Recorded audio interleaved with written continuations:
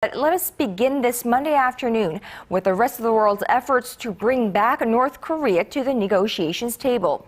The top nuclear envoys from the U.S. and China will sit down for talks in New York City on this Monday. And this follows a flurry of diplomatic activity in recent days between the key members of the six-nation talks aimed at denuclearizing North Korea. Arirang News Foreign Affairs correspondent Hwang Sung-hee explains. China's chief nuclear envoy, Wu Dawei, will meet his U.S. counterpart, Glyn Davies, in New York Monday as they seek to jumpstart the long-stalled six-party nuclear talks.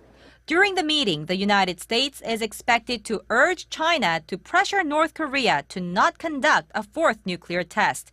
The two are also expected to discuss ways to bring back the isolated nation back to the negotiating table.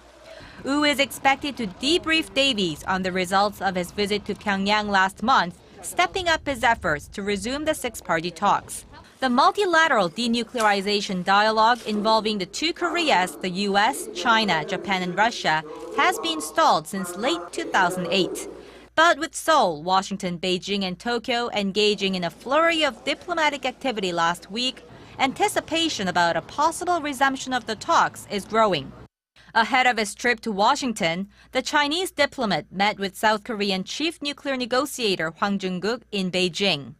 In reflecting on the current state of affairs on the Korean peninsula, South Korea and China have agreed to strengthen our strategic cooperation.